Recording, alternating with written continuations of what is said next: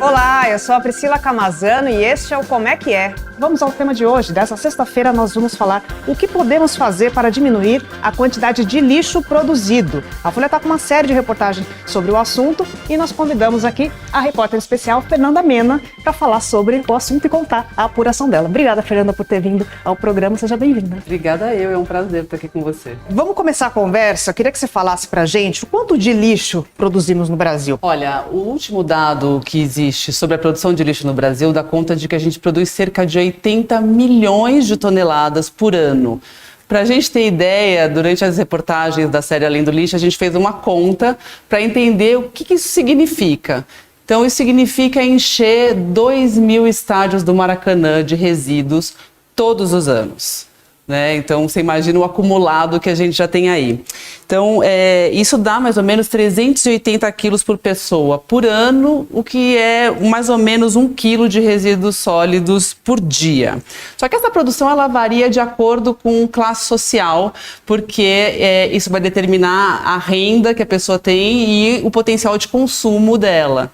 Então, estimativas de empresas do setor avaliam que a classe A produz em média 2 quilos de resíduos sólidos por dia, a classe média 1,5 kg e as classes mais baixas 600 gramas por dia. Então a gente já tem uma diferença muito grande nessa produção de acordo com o potencial de consumo de cada um. E para a gente ter um pouco de uma ideia do tamanho do problema, que ele não é só presente, mas ele é passado porque a gente tem todo o passivo dos problemas, né, de gestão desses resíduos que se acumulam na natureza ao longo desses anos, a gente também tem projeções bastante perigosas quando a gente olha o contexto geral de produção de resíduos. No mundo, hoje em dia, em 2020, que é o último dado que existe global, foram produzidos 2 bilhões de toneladas de resíduos, uns quebradinhos a mais. E se a produção continuar no ritmo que ela vem tendo ao longo dos últimos anos, em 2050 essa produção vai quase dobrar. Então, assim, se a gente já tem dificuldades de lidar com os resíduos que a gente produz hoje e eles estão indo para a natureza, emitindo gases de efeito estufa, etc., imagina se essa quantidade quase dobrar até 2050. Esse é o cenário do que a gente chamou de crise do lixo. Importante, então a gente está falando sobre esse assunto sem dúvida, colocar em pauta, né? Esse assunto. E, Mena, o que o brasileiro está descartando em maior quantidade? O que a gente encontra nesse lixo? Então, a média global, que é o dado que a gente tem assim, mais consolidado, é que de tudo que é descartado, cerca de entre 45% e 50% é formado por resíduos orgânicos, que são restos de alimentos, podas de plantas, e que é um tipo de resíduo que, se ele tivesse separado dos outros, ele poderia ser compostado e transformado em adubos e fertilizantes orgânicos. Mas isso é feito numa escala praticamente artesanal hoje em dia no Brasil. Em outros países, como a França, por exemplo, já é obrigatório as pessoas compostarem uma parte, pelo menos, dos resíduos orgânicos, porque ele é muito significativo, né? É praticamente metade de tudo que a gente produz. Aí, esses outros 50% se dividem em vários materiais. O principal deles é papelão. No mundo, cerca de 17% dessa produção é papelão. Depois vem plástico com 12%, vidro com 5%, metais com 4%, e o restante se distribui entre madeira, borracha e resíduos têxteis, e cada vez mais têm sido considerados problemáticos porque eles contêm muito plástico e formam muito microplástico, não só no processo de lavagem, como se eles são descartados de maneira inadequada. Entendi. Já chegou aqui um comentário no Insta. Olá. O Ciro Alencar comenta assim: não temos pessoas com poder e coragem política para mudar essa realidade. Realmente é um desafio político muito grande, porque são necessárias regulações, né? É necessário um investimento muito alto. A gestão de resíduos é cara, porque você imagina que você tem que ter equipe e transporte para passar na frente da casa de cada pessoa para coletar os resíduos que ela produziu, transportar esse resíduo até um destino intermediário que faça uma triagem desse material. Então você tem que ter equipamentos e pessoas para fazer isso, e depois você tem a destinação final, que em boa parte dos casos é um aterro sanitário preparado, mas que ele recebe recursos para receber esse lixo. Então, esse é um dos fatores que faz com que o Brasil ainda tenha cerca de 1.500 lixões, sendo que a Política Nacional de Resíduos Sólidos, que é de 2010, já preconizava que o Brasil deveria extinguir esse modelo de descarte final, porque ele é muito danoso para o meio ambiente, ele é danoso para a saúde. Não existe uma preparação do solo, uma proteção do solo para receber, então os contaminantes dos resíduos penetram no solo, contaminam lençóis freáticos, o vento leva isso para córregos, para rios que vão desembocar no mar, então a gente já tem um fenômeno de uma quantidade de lixo plástico enorme nos mares. E projeções dão conta de que, se nada for feito, em 2050 vai ter mais plástico do que peixe no mar, o que é, enfim, do ponto de vista ambiental, muito perigoso, fora a questão da biodiversidade, né, que fica prejudicada por conta desses resíduos no ecossistema deles. Porque as prefeituras não querem pagar. Então, o lixão não presta um serviço ambiental. O lixão é um terreno onde os resíduos são simplesmente largados lá. É um desafio político porque quem quer falar sobre lixo, né? É um assunto que as pessoas preferem descartar, assim como elas descartam os seus resíduos. Então, não é uma pauta que dá voto. Ela costuma ser um dos contratos mais caros das prefeituras, né? O contrato de gestão de resíduos, em geral, o segundo contrato mais caro, como é o caso de São Paulo, atrás de transporte público. E, no entanto, é uma pauta que, para muitas prefeituras menores ou menos responsáveis, ela não é interessante, então não se faz o investimento necessário e esses resíduos vão parar em locais que são ambientalmente inadequados, gerando uma série de consequências humanas e ambientais. Sim, daqui a pouquinho a gente vai falar um pouquinho desses custos aí, tem uma pergunta sobre isso. É bom que nessa sua fala você já respondeu, né? Eu ia te perguntar qual era o destino do lixo, aqui você já deu um panorama, né? Quando sai da nossa casa, qual que é o destino que ele faz, o caminho, né? Um pouco mais de 90% é coletado, 8% sequer é coletado, então a gente não sabe se isso a pessoa joga num terreno baldio, joga num córrego, queima no quintal de casa. Tem esses 8%, a gente sequer sabe o destino que tem. Desses 90%, 40% vai parar em lixões, em locais inadequados. É um percentual muito elevado e proporcional aos danos que isso está causando. Esses danos têm custos também, né? Que a gente não está falando, a gente falou dos custos diretos, que até eu posso dar já um dado para você sobre isso, a gente vai falar um pouquinho mais para frente. Mas um cálculo que foi feito para a série Além do Lixo mostra que em 2020 o Brasil, a gestão de resíduos no Brasil consumiu 30,5 bilhões de reais, contando com todos esses serviços de coleta, de transporte, de triagem, de aterramento, de reciclagem. E se nada for feito para mudar o sistema atual, recuperando resíduos por meio de reciclagem, evitando destino inadequado, a gente vai ter 42,6 bilhões de custos em 2050. Quer dizer, é um número, um percentual muito elevado, inclusive, do PIB brasileiro. Sim. E, Mina, quais são os efeitos econômicos da má gestão do lixo, dos resíduos, né? Então, tem algumas dimensões desses efeitos econômicos. Eu diria que a primeira dimensão é que quando o descarte inadequado desses resíduos é monetizado por algumas metodologias internacionais que existem, no Brasil, por exemplo, a gente tem um custo de 97 bilhões de reais por emissões, por poluição do solo, por poluição de água potável, de rios, pelas emissões de gases, porque muita gente não sabe, mas o lixo, quando ele vai para um aterro, ou vai para um lixão, ou fica na natureza, ou vai para os mares, ele entra num processo de decomposição que emite muito metano. Metano é um gás de efeito estufa muito poderoso, porque ele tem uma vida mais curta, mas ele tem um potencial de dano atmosférico maior até do que o próprio CO2. Então, isso tudo tem um custo econômico-ambiental, digamos assim, né? De você prejudicar ecossistemas, a biodiversidade e matérias-primas e a própria água, né? Então essa é uma dimensão do custo econômico. Existe uma outra dimensão que é a da perda desses recursos, porque tudo que é resíduo é algo que foi extraído da natureza.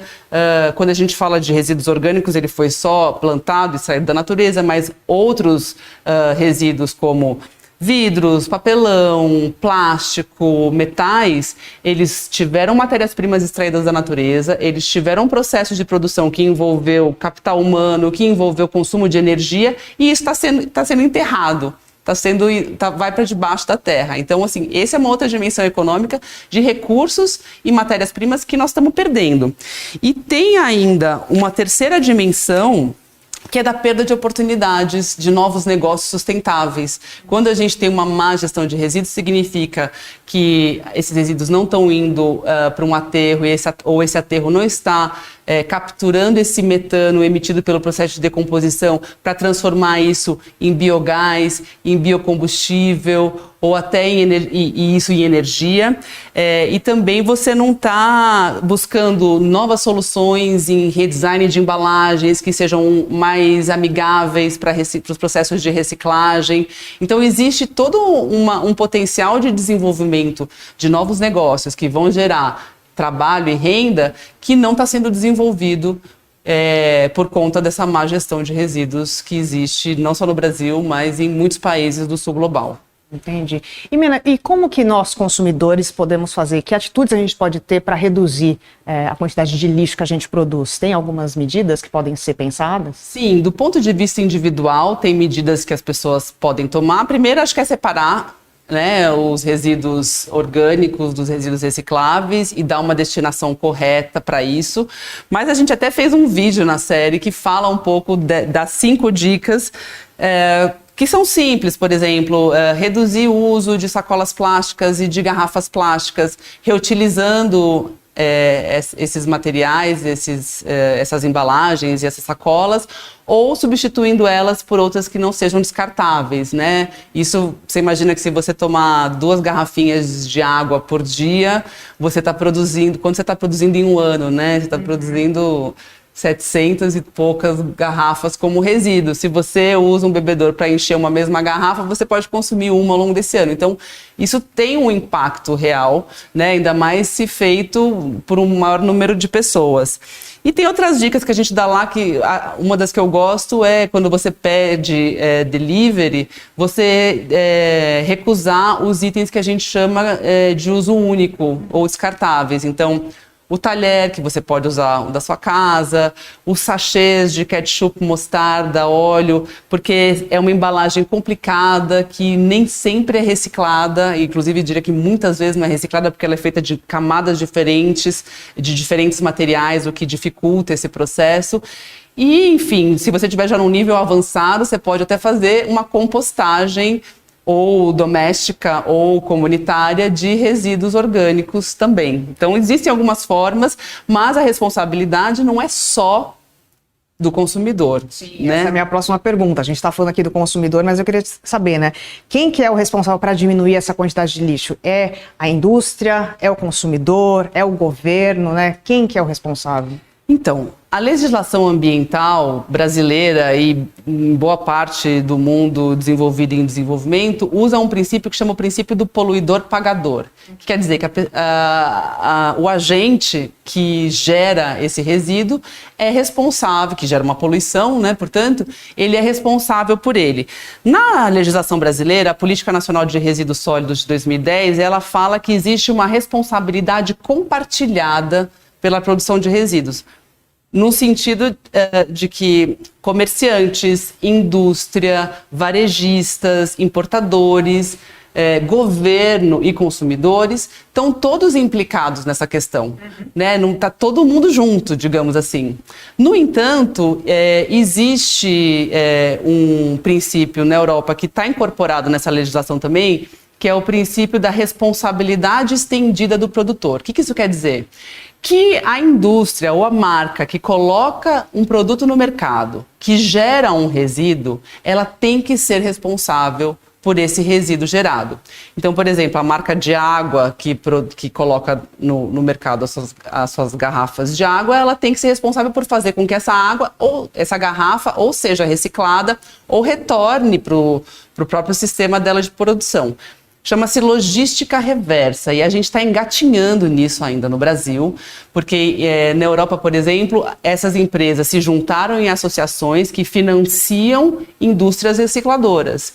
No Brasil, esse arcabouço legal já existe, mas isso ainda não está sendo cobrado com metas, com fiscalização e com um sistema de verificação, né, dessa recuperação de resíduos produzidos por cada setor. Mas eu sei que existem esforços aí do governo atual para criar uma série de decretos que regulamentariam como essa logística reversa tem que se dar, com quais metas em diversos setores, né? Vidro, plástico, metais, etc. Então, existe um prognóstico de que isso possa melhorar, mas a gente também sabe que, se não for fiscalizada, a legislação fica só, né, um monte de palavra bonita no papel. Sim. Vamos falar de reciclagem? Eu queria que você contasse para a gente quanto desses resíduos o país está conseguindo reciclar e se a reciclagem que a gente faz hoje, ela tem se mostrado eficiente? Olha, a reciclagem no mundo não é eficiente, porque quando você olha os dados globais, 19% dos resíduos são reciclados. Então, o que acontece com os outros 81%? Aí a gente tem aquelas destinações que a gente mencionou, inclusive as destinações inadequadas, que vão levar esses resíduos para a natureza, para os mares, etc. No Brasil, o nosso número oficial é de 4% de reciclagem. Ou seja, a gente está muito abaixo da média global, inclusive estamos um pouco abaixo da própria média latino-americana. Isso se dá porque existem diversas dificuldades na área de reciclagem que, quando a gente está separando lixo de em casa, a gente nem sabe. Então, tem, por exemplo, quando a gente fala de vidro. O vidro, ele é um material totalmente reciclável. Você tem um vidro numa embalagem de, sei lá, molho de tomate, você pode, em tese, recuperar aquela embalagem, reciclá-la e fazer uma nova embalagem de vidro para molho de tomate. No entanto, o vidro é feito de areia, e a areia é uma matéria-prima muito abundante no Brasil e muito barata. Então, quando um catador de materiais recicláveis, por exemplo, ele consegue reunir 1 quilo de vidro, ele vai receber, em média, no Brasil, 23 centavos de real por esse quilo. Enquanto, se ele conseguir reunir 1 quilo de alumínio, ele vai conseguir ganhar R$7. Então, alguns resíduos não estão sendo valorizados nesse processo de reciclagem, e por isso que precisa entrar legislação. Porque quando a legislação obrigar determinados setores da indústria a ter um percentual de material reciclável nas suas embalagens, ele vai obrigar que esse material seja comprado por essas indústrias e vai valorizar esses materiais recicláveis para que sejam de fato reciclados. Então, isso é uma dimensão já que a reciclagem é um mercado. Então, assim, a gente precisa entender as flutuações do preço do petróleo vão mudar o preço da resina plástica virgem, que pode ficar mais barata do que a resina plástica reciclável. Então, a empresa vai escolher qual, né? Não temos muita dúvida. Se ela não for, a não ser que ela seja obrigada a ter uma parte de matéria-prima reciclada nas suas embalagens novas. Aí sim você vai valorizar esses resíduos que hoje em dia estão à mercê das flutuações dos valores das matérias-primas no mercado.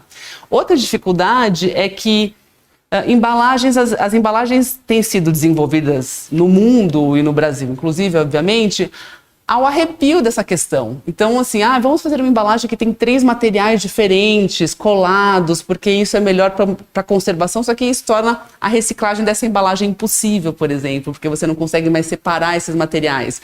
Ou, por exemplo, vamos fazer uma bebida em garrafas PET roxas. Cada cor diferente. Em cada plástico, ela tem um processo de reciclagem diferente. Então, quanto maior a quantidade de processos necessários, maior o custo que você vai ter. O que faz com que alguns países que estão bem mais avançados do que nós nessa questão, como o Japão, determine por lei que só pode ter garrafa PET transparente, porque isso vai facilitar o processo de reciclagem desse material. Eles vão todos para uma mesma indústria recicladora, você tem que ter só um modelo e não um modelo para garrafa verde, outro para garrafa azul, outro para garrafa transparente e assim por diante. Então a reciclagem é um tema muito complexo, que a gente ainda sabe muito pouco a respeito e que está num desenvolvimento muito rápido. Então assim, hoje por exemplo, um determinado material não é reciclado no Brasil, mas isso não quer dizer que a gente não deva separá-lo, porque essas tecnologias estão surgindo muito rapidamente e com os incentivos corretos elas podem estar com capacidade instalada para dar conta desse material também. Sim, 4% é pouco, né? 4% muito pouco. É muito Temos pouco. aí um potencial muito grande para ser explorado e reciclado, né? Vamos voltar aqui a falar de custos. Queria que você falasse quanto que custa cuidar dos resíduos que todos produzem e quem que paga essa conta? Então, como eu falei antes, essa conta de 2020 calculou que o Brasil gasta 30,5 bilhões, né, de custos diretos na gestão de resíduos. Essa conta, hoje em dia, ela é paga pelas prefeituras. Que elas que têm um contrato com as empresas gestoras de resíduos que vão fazer a coleta, o transporte e a destinação final desses materiais. Mas a dificuldade de arcar com esses custos é tão grande, porque os custos são muito altos, que a Associação do Setor me passou um dado do setor de empresas que fazem gestão de resíduos, de que existe uma dívida histórica de prefeituras com empresas do setor da ordem de 18 bilhões de reais. Ou seja, serviços que foram prestados e que não foram pagos por essas prefeituras. Então, essa questão do financiamento ela é crucial. No mundo desenvolvido, a partir desse mesmo princípio do poluidor-pagador, o serviço de coleta seletiva e de coleta de resíduos no geral, ele é tratado da mesma maneira que o serviço de luz, que o serviço de água, que o serviço de gás, que o serviço de internet. Ele é pago de acordo com o seu uso. Então, se eu deixar todas as luzes da minha casa acesas, eu vou pagar por isso. E da mesma maneira, se eu quiser não reciclar nada e botar tudo no lixo comum, eu também vou pagar por isso. Então, só que no Brasil, só 10% isso é um princípio, né? A cobrança dessa taxa, ela está no marco legal do saneamento básico, que é a Lei 14.026 de 2020, mas mesmo assim, só 10% dos municípios brasileiros hoje cobram essa taxa. A gente tem uma experiência aqui em São Paulo de uma administradora pública que tentou implementar essa taxa e que foi, assim, atacada por todos os lados, e essa história, enfim, morreu na praia. São Paulo, hoje em dia, a conta fica toda na conta da prefeitura, e isso também gera uma série de distorções, porque quando a gente está pegando o orçamento público, você está pegando os impostos que todo mundo pagou. No entanto, como a gente viu, a produção de resíduos ela varia muito. Classe C e D, 600 gramas por dia, enquanto classe A, 2 quilos. Então, na prática, você tem uma situação de que o imposto das pessoas mais pobres está financiando a coleta das pessoas mais ricas, porque elas deveriam estar pagando proporcionalmente à sua produção de resíduo, e isso só acontece em 10% das cidades brasileiras. Entendi. E, Mena, qual que é a alternativa que os especialistas apontam para lidar com essa crise do lixo? Então, existe um cardápio de soluções que estão sendo sempre experimentadas, né? Porque, como os dados mostram, a gente está longe de ter uma solução, né? No mundo se recicla só 19% dos resíduos, no Brasil 4%. Aumentar a reciclagem certamente está nesse cardápio. Produzir energia a partir de alguns resíduos está nesse cardápio. Mas, assim, isso tem a ver com um debate que é o debate da economia circular, que diz o seguinte: hoje em dia nós temos um modelo de economia linear, que a gente extrai da natureza, produz e descarta.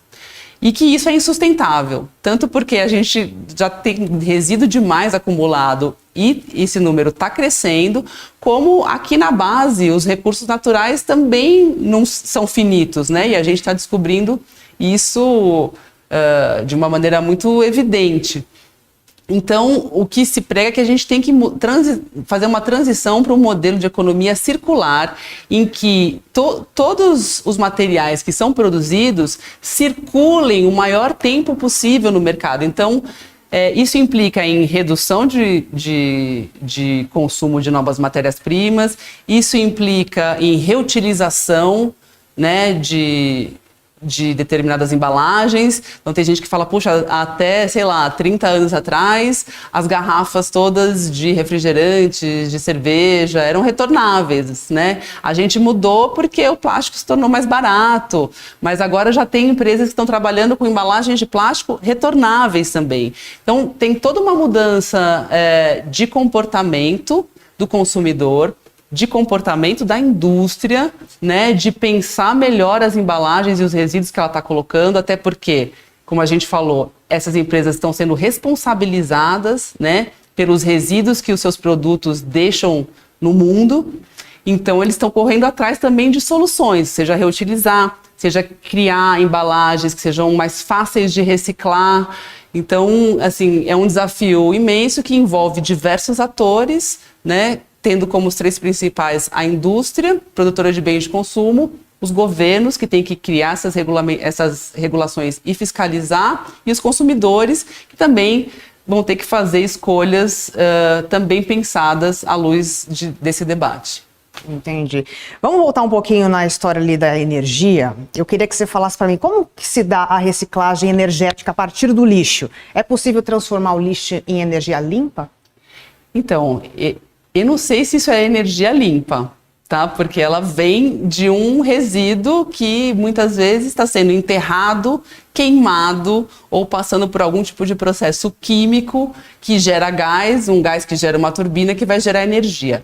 Sim, é possível produzir energia e isso é um mercado promissor que para muita gente da economia circular é um mercado transitório importante para essa transição de uma economia linear para uma economia circular. Por exemplo, aterros sanitários que, em vez de deixar esse metano da decomposição dos resíduos ir para a atmosfera, eles capturam esse metano com uma tecnologia que eu não vou saber explicar os detalhes, mas nas reportagens da série você vai encontrar esses infográficos, inclusive. Mas são tecnologias que vão capturar esse metano e vão usar ele para produzir biocombustível, para produzir biogás, que pode ser usado em frota veicular, ou que também pode ser usado para produção de energia elétrica. Então, isso é algo que já existe no Brasil e que está em expansão e que tem um mercado muito promissor, porque a grande maioria dos aterros sanitários do Brasil hoje não produz, não captura esse metano. E existem outros modelos que são usados mais na Europa e em países menores que não têm área para fazer aterros sanitários, porque são terrenos imensos necessários para esse tipo de empreendimento, que são modelos de combustão, que a gente chamava de incineração, mas incineração é algo que, em tese, não produz energia, mas estão criando modelos em que você consegue ou queimar esses resíduos, ou fazer outros processos físico-químicos que desintegram esse resíduo, produzindo um gás ou produzindo calor, que é usado para gerar energia também. Se essa energia é limpa ou não, eu acho que isso é um debate, não existe consenso a respeito ainda. Entendi. E, Mena, para finalizar, eu queria que você falasse para a gente como que é a gestão de resíduos em outros países. A gente pode tomar como exemplo algum outro país que esteja trabalhando essa gestão de resíduos de uma melhor forma que a gente? Sim, existem vários exemplos internacionais que funcionam como boas práticas para países como o Brasil. O caso do Japão é esse exemplo, né, de uma regulação para que determinado produto seja uniformizado, digamos assim, de modo a facilitar a sua reciclabilidade, uma das medidas. E nessa chave de cobrança por produção de resíduos, né, quanto mais você produz, mais você paga, o que eleva a consciência, né, das pessoas de buscar alternativas para produzir menos resíduos também. Tem casos interessantes na Europa, como por exemplo, mas que a gente acha difíceis de implementar no Brasil. Por exemplo, na Alemanha, onde cada um tem um container para os seus resíduos, tem caminhões que pesam esse resíduo. O resíduo do apartamento tal, da casa tal, vem a produção e emitem a conta proporcional a essa produção. Na Bélgica também tem casos, tem um caso interessante em que o preço da sacola, só é possível descartar resíduos numa sacola padronizada de lixo. Esse saco de lixo, ele já tem embutido no seu preço um percentual que é usado para financiar, que vai para um fundo que financia a coleta de resíduos também. Então, esse é um outro exemplo interessante de resolver pelo menos uma parte das muitas questões de financiamento que existem nessa questão da gestão de resíduos. Entendi. Eu ia finalizar, mas já chegou uma outra pergunta aqui nas redes sociais. A pessoa pergunta assim, o que a repórter descobriu que não sabia e mais chocou nessa cobertura sobre o lixo? Nossa, eu descobri tanta coisa que me chocou nessa cobertura, assim, a quantidade de lixo que a gente produz, o potencial que isso tem, que é desperdiçado, quando a gente pensa nos resíduos orgânicos, quando a gente pensa na quantidade no percentual de reciclagem que a gente tem. Isso foi muito chocante para mim, porque eu pessoalmente separo o lixo já há muitos anos e saber que só 4% de tudo que é produzido no Brasil é reciclável, para mim foi bastante chocante. Assim como todas essas tecnicidades, quer dizer, eu não tinha a menor ideia de que a cor do plástico interferia na sua reciclabilidade.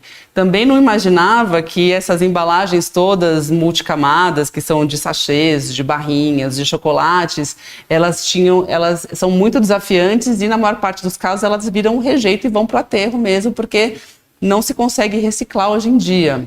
Claro, né, como eu falei, tem novas tecnologias surgindo e as próprias empresas estão repensando as suas embalagens, mas hoje em dia a gente tem, eu me deparei com um cenário assim de crise mesmo, né, como a gente chamou, né, a gente está produzindo muito resíduo, só está aumentando, as nossas soluções não estão dando conta do recado e, enfim, precisamos de fato investir em inovações que sejam capazes de dar conta disso, distribuindo essas responsabilidades de acordo com quem está gerando, de fato, esses resíduos. Sim, importante a gente estar falando aqui também sobre esse assunto para conscientizar as pessoas e a gente discutir mais sobre esse assunto. A gente coloca as coisas no lixo e não sabe qual que é o destino delas, né? Sim, a gente pensa que a gente põe no lixo e aquilo desaparece, né? A gente fica aliviado, nossa, me livrei disso, mas tem não. Todas as consequências. Tem um bastidor aí que está vindo com consequências muito concretas e coletivas. Sim. Fernanda Mena, repórter especial aqui da Folha. Muito obrigada, Fernanda, por ter vindo aqui. Eu que agradeço. Como é que é. Obrigada pelas perguntas de quem está acompanhando a gente. E acompanhe a série folha.com.br/além do lixo. Sim, continue acompanhando, que a Fernanda tá no início, né? Ainda tem bastante coisa, já tem bastante matéria no ar. Sim. Quem está assistindo pode acompanhar, ler todas as matérias. Ainda vão vindo mais matérias, tem vídeos, né? Tem coisas interessantes aí nas redes sociais da Folha também. Exatamente. Muito bem. Obrigada, Mena. Obrigada a eu, Priscila. E eu agradeço também a você que está nos acompanhando. Na segunda-feira a gente volta e espero vocês. Tchau, tchau.